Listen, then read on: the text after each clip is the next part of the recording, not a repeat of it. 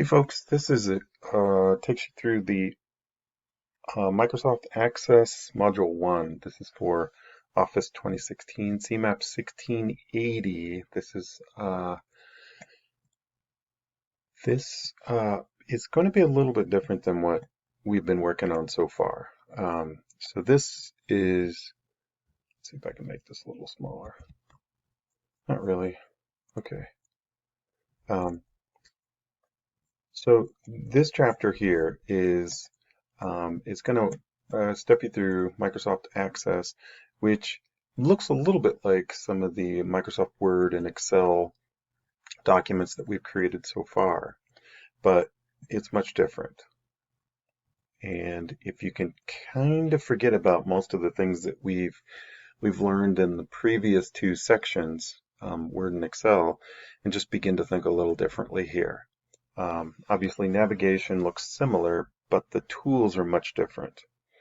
So basically, these access databases are designed to allow you to organize lots of information and to do so that you can access it very, very quickly.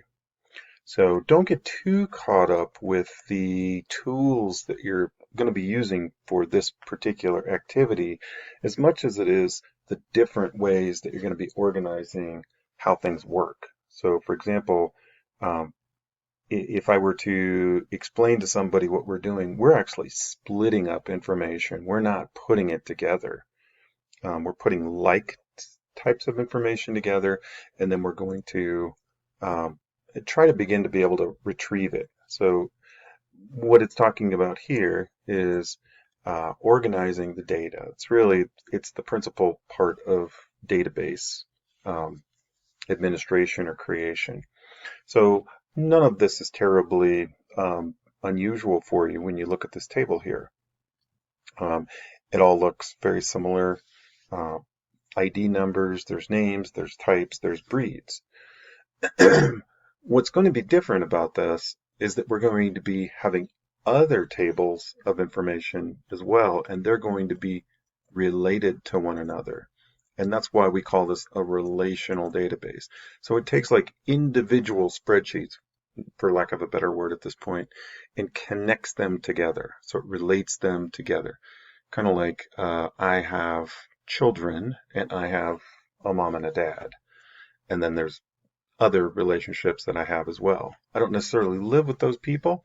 My house only contains, well, not anymore, but my children, my wife, my animals, those sorts of things. But I'm connected to people who live in other houses and other places. Pretty simple. That common field that it talks about here is how you relate those two things. But again, we don't want to get too crazy about this. This is an example of how you would take two bits of information and connect them together. So here's the animal table, right? We can all understand that, the animal names, the type, the breed. And then the animal goes to the veterinarian and has visits. Well, the visits, one animal might have 20 visits, another animal might have 200 visits. So there's going to be a lot more visits than there are animals, right? So this visit table is going to grow at a much, much higher rate, and it's going to have different information in it than the animal table is going to have in it. And you can kind of see that it's giving you these primary keys. So each table typically, not always, but typically has what's called a primary key. It's kind of like your social security number. So you would identify yourself very uniquely that way. In this particular case, though, those numbers, they're not the same. Okay, so the animal number is simply unique. The visit number or visit ID is simply unique. But what you'll notice is that the animal ID is in both of these tables. So that's what connects the two of them together. And in this particular table, in the visit table, it's technically known as the foreign key. In this table, which is the animal table, it's known as the primary key. but it's the connector table, the common field. So foreign key in the other table, primary key in the principal table. The interesting thing is that you can organize this stuff however you want, but typically you're going to see primary keys and you're going to see foreign keys.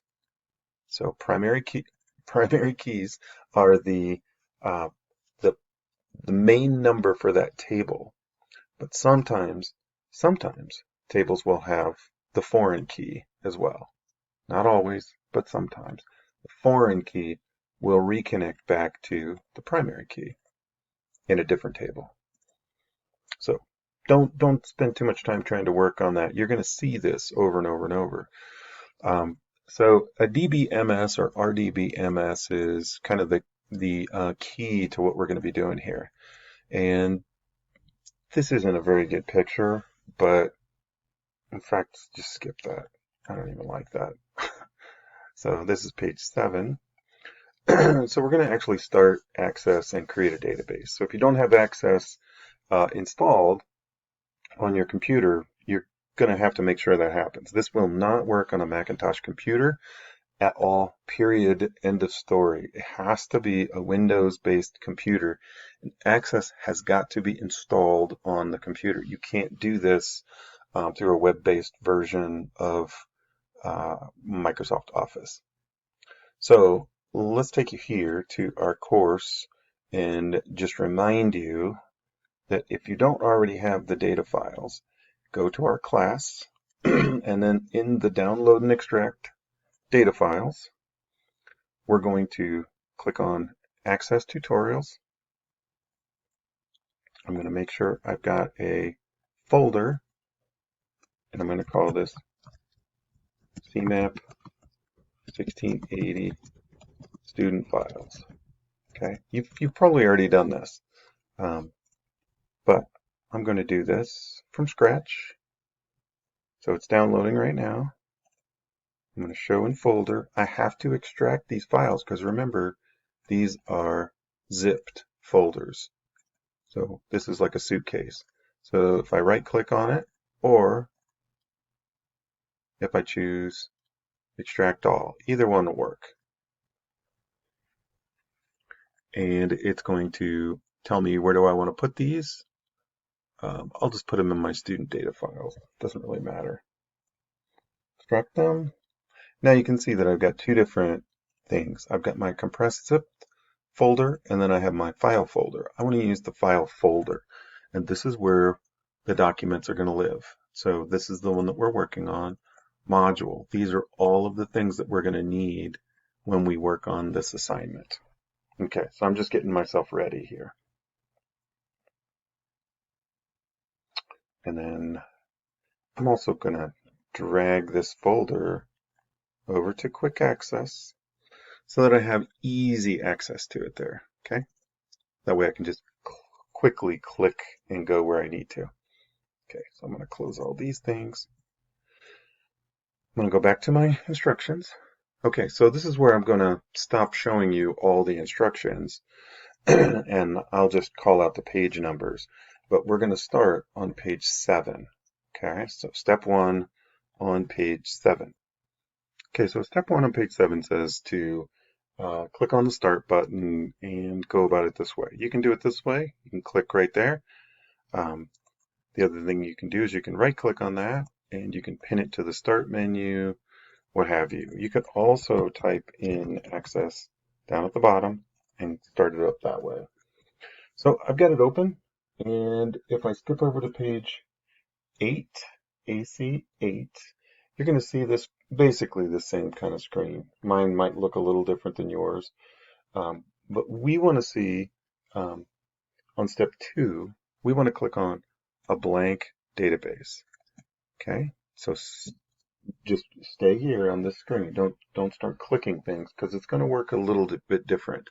So this time we want to type Riverview in the name box. Okay, Riverview. I'm not actually adding my initials here, and I'm not going to add any spaces or anything else to this. That's one of the things that is different about databases, is we want to be really careful about how this works. Okay, so I've got my name typed in here, my Riverview. I'm going to click on the little folder to the left, and I want to click on my storage area, and I want to put it into Access 1 module, because that's where it should live. So that's where it's going to get stored, and you can put it anywhere you want to, but I'd recommend keeping it in the Access 1. You might need to make other folders down the road, but we'll just keep it simple at this point. Let's go ahead and click Create.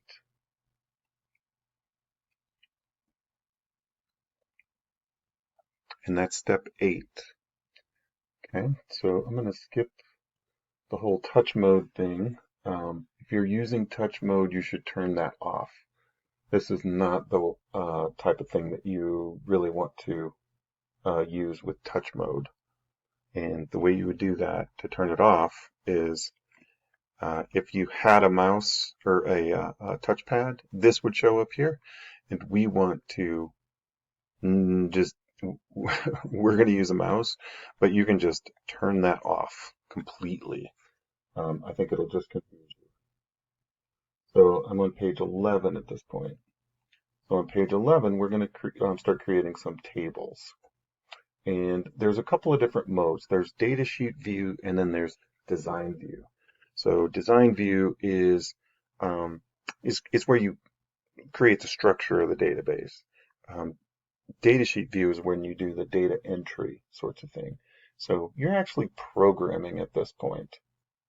So I'm on page 12, and I'm at the bottom. Step 1, it says to right-click on the ID field here and choose Rename. So we're looking for Rename, and this time we're going to type Visit ID. Notice that I did not include any spaces, and the I and the D are capitalized, as well as the V in Visit.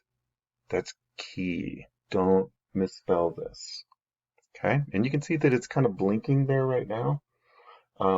So that's pretty much, it tells you where you are. So skip over to page AC13, and you can see what's happening here. So I'm going to hit the Enter button, and when I hit Enter, it skips down to the next one. You can also click there, and on the right-hand side, you're going to see the click to add, you see the new, you see all kinds of stuff that's there.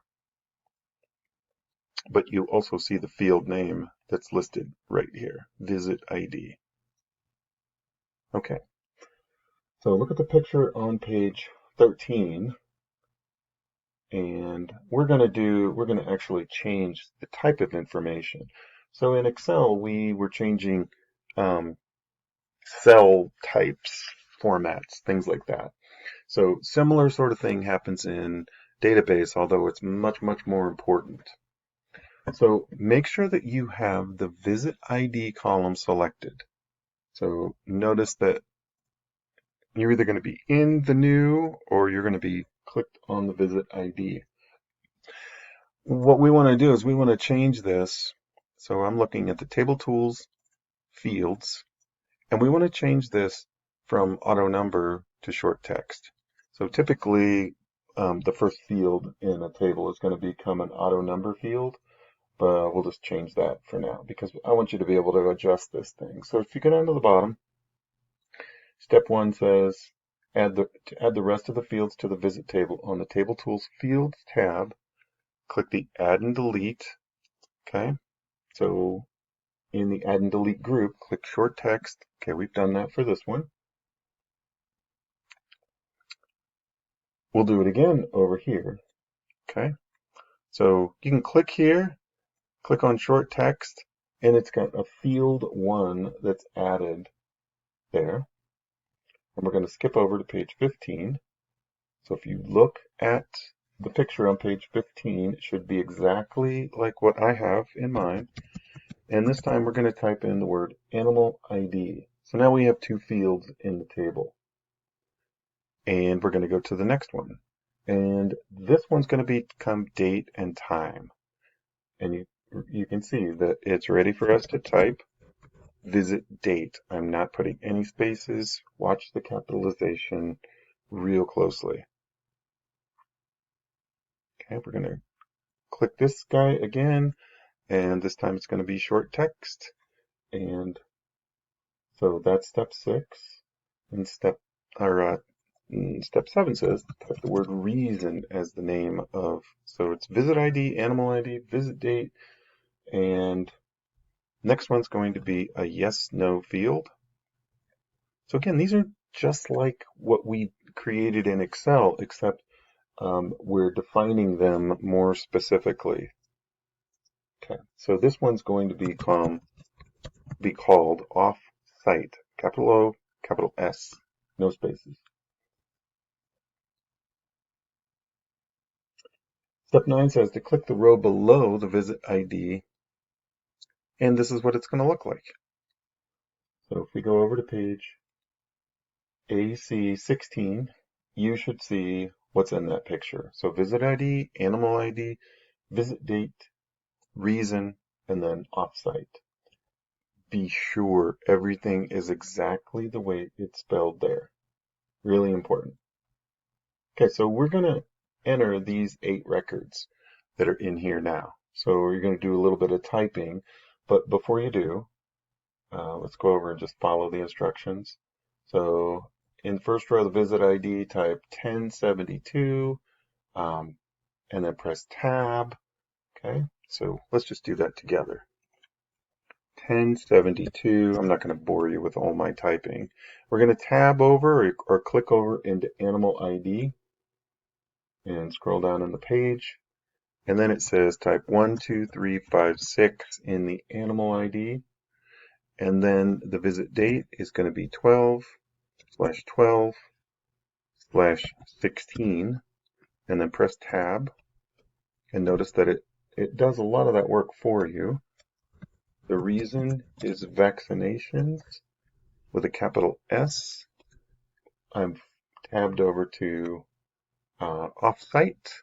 So this is a yes/no. And step 5 says if you press the space bar, it inserts a check mark.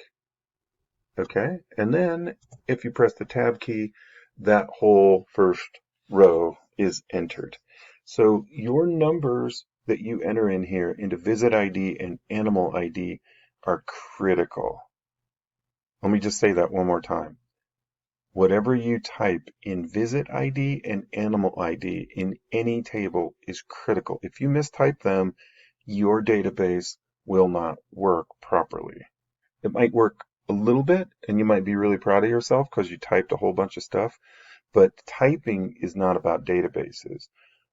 Design is what we're looking for here. So we're only entering data because we kind of have to in order to be able to test things out.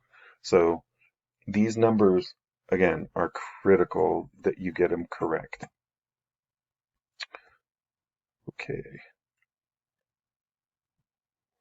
Okay, so I'm on page AC18, and it's giving you an image of how yours should look on your screen.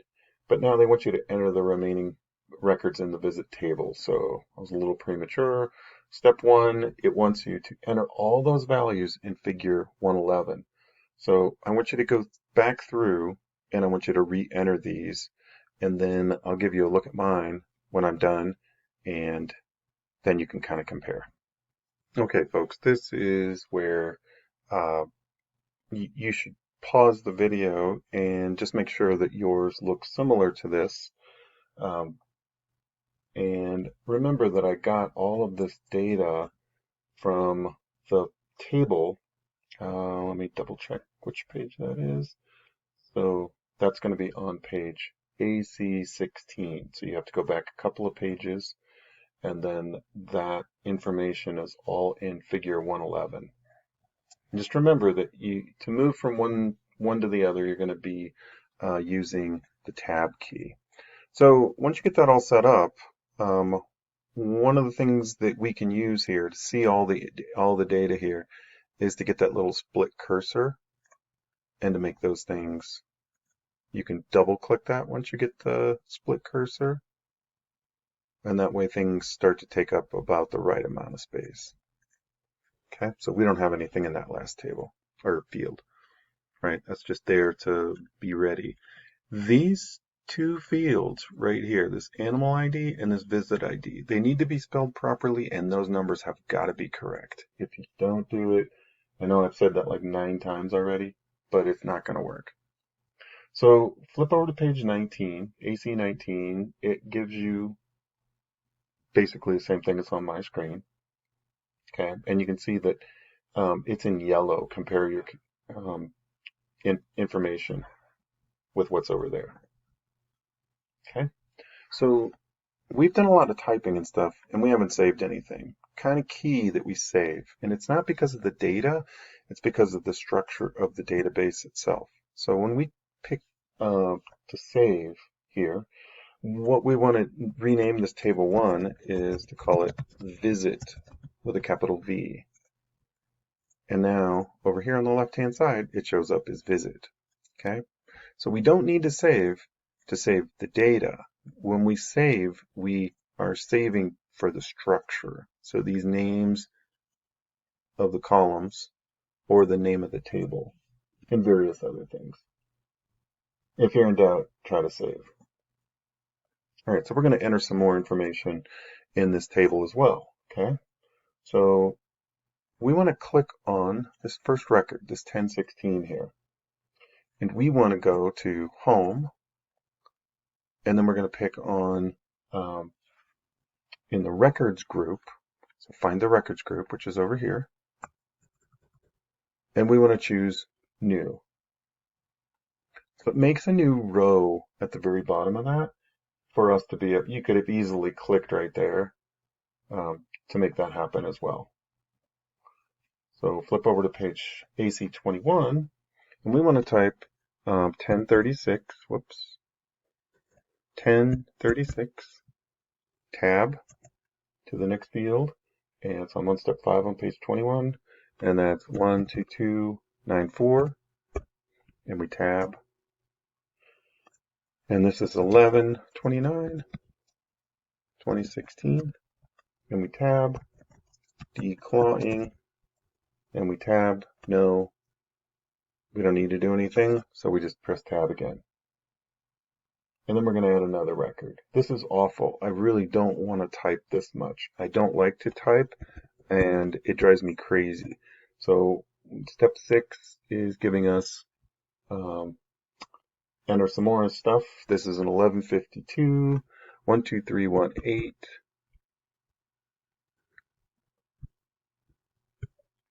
12318, and tab over or click, and the date is going to be 1/13/2017, and then this is not eating, and nope, not going to be checked at all.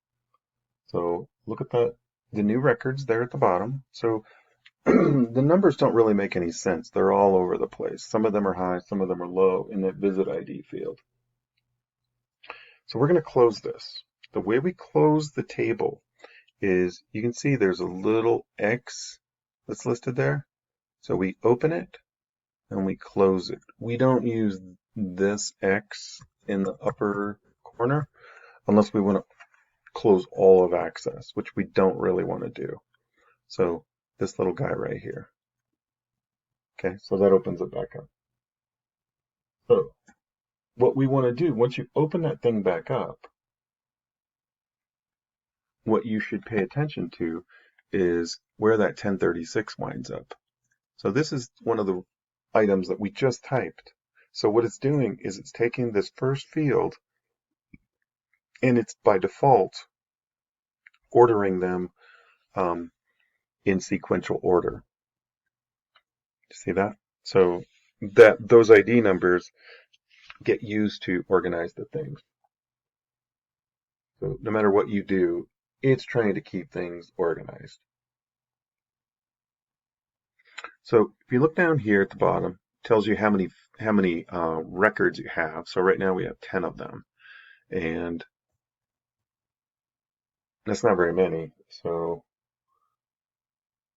flipping over to page 23, we're going to close the visit table and we're going to exit access. Okay. And that finishes up page 23. Okay. So you can actually, if you're going to keep working, you can just leave this as it is. If you're done to close access, you would simply close this whole thing out. That would close the program and everything. And when you wanted to get back to it, you'd be looking for the Riverview database. Okay. We'll pick back up on page 24 on the next video.